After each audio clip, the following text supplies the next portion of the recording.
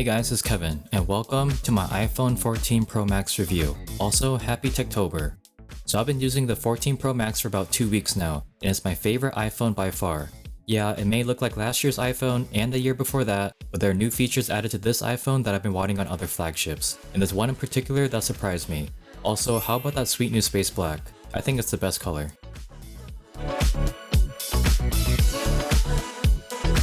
So first up, that Pro display.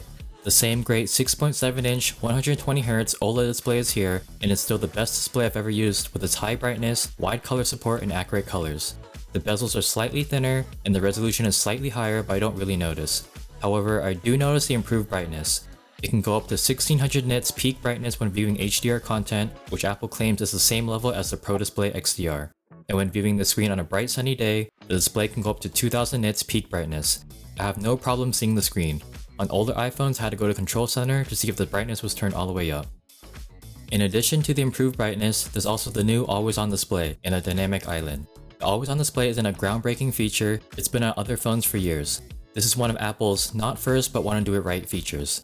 Like in iOS 14, you can add widgets on the home screen.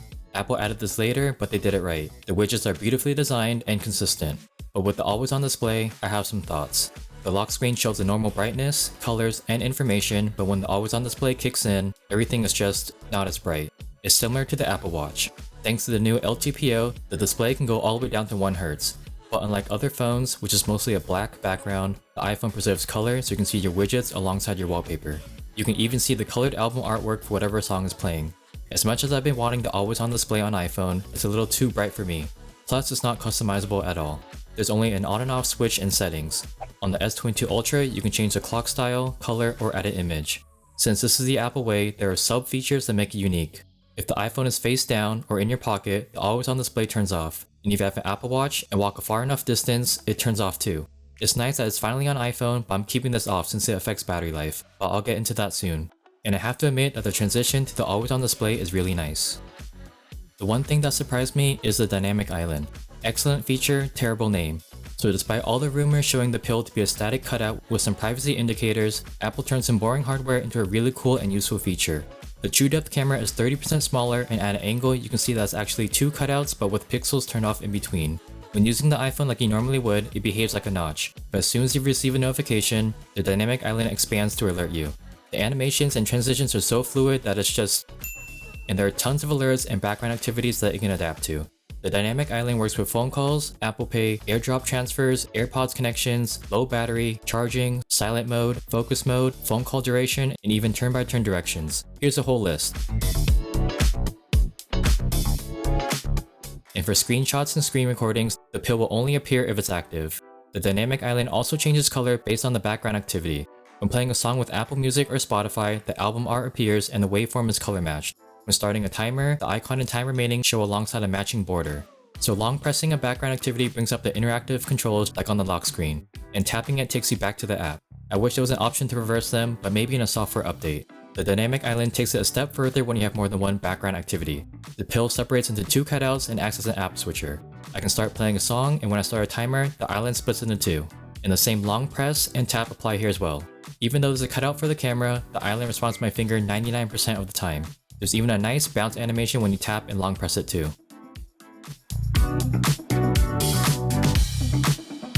Okay, let's talk about the cameras.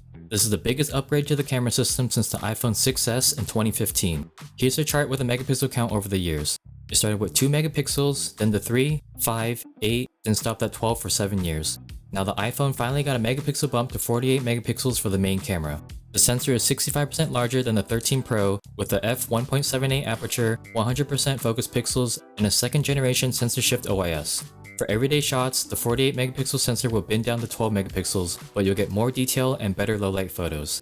This new sensor also adds a new 2x zoom in addition to the 0.5x and 3x. It's basically cropping into the middle 12 megapixel but with optical quality. If you want to shoot in the full 48 megapixels, you can by enabling the ProRAW setting. Apple does state that the 48 megapixel ProRAW photos are about 75 megabytes each, so if you have a lower storage iPhone, you may run out faster. I don't know much about cameras, so I'll link some creators that do know in the description box below. The iPhone records the best video quality in any smartphone I've used.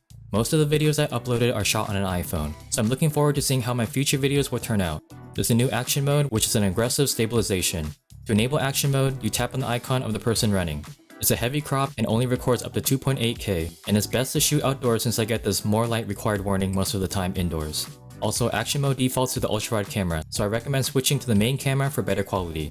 Just like last year's iPhone 13 Pro, this supports HDR video recording with Dolby Vision up to 4K 60fps and ProRes video recording up to 4K 30fps. The correct frame rate. Similar to ProRAW, ProRes are large in size. I once recorded a 10-second clip and it was 1GB. I wish there was USB-C because transferring ProRes video to a Mac via Lightning or AirDrop is painfully slow. Also, cinematic mode got a nice upgrade to 4K 30fps, up from 1080p last year.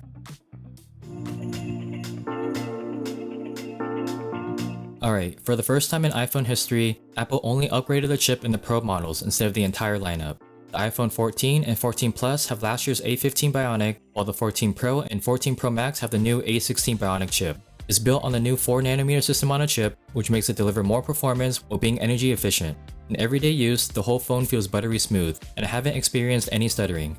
The new display engine in the A16 Bionic enables the new display features I mentioned earlier: higher peak brightness, always on display, and dynamic island animations. The battery life on this is amazing as well. I charged it to 100% Tuesday night, and I got about 6.5 hours of screen on time with 20% remaining by Thursday late afternoon. This was with the always on display off though.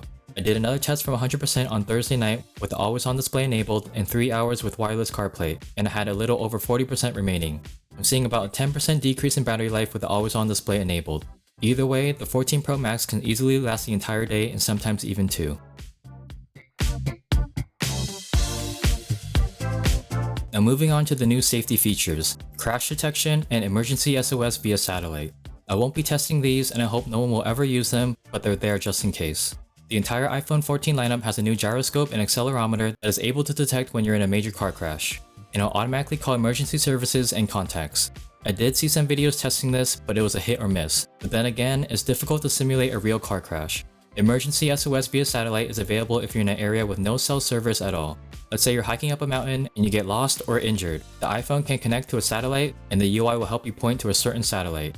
Messages will get relayed to a ground station, then connect to the right emergency service.